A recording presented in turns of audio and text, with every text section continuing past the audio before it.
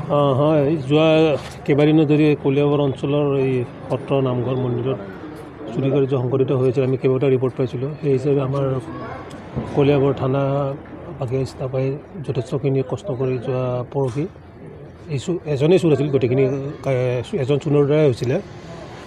তেওঁক কাৰায়ত্ব কৰা হৈছে আৰু তেওঁ সোধ কৰাৰ অন্তত আমি আটাইকেইটা নামঘৰতে কিছু কিছু অংশ হ'লেও কিছু বস্তু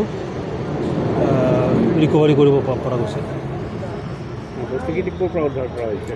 এই চামগুৰি বাজিয়া গাঁও, তাত কিছুমান ডেম্পত বিক্ৰী কৰিছিল, তেওঁ বিভিন্ন ডেম্পত। তাৰপৰা কিছু কিছু বস্তু আমি এতিয়ালৈ চোৰটোৱে য'ত বিক্ৰী কৰিছিলে সেই যিজন ব্যক্তিয়ে কিনিছিলে তেখেতক আটক কৰা হৈছে নেকি? হয়, তেখেতক আটক কৰা গৈছে। কিছুমান তাৰপৰা পলাই আছে। চোৰটো কৰিছে তেওঁ এই মানে এইটো কি কয়, বাগৰিৰ হাৰমতি অঞ্চলৰ বিজু ৰাম তেওঁৰ নাম।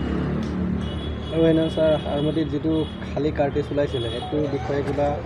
হয়, এইটো খালী ফায়াৰ কাৰ্টেজটোৰ বিষয়ে আমাৰ তদন্ত চলি আছে। এইটো জখলাবন্ধা থানাৰ ইতিমধ্যে এইটো এটা মূলগোচৰ হৈছে, তাৰো তদন্ত চলি আছে, সেইটো ব্যৱস্থা লৈ আছে।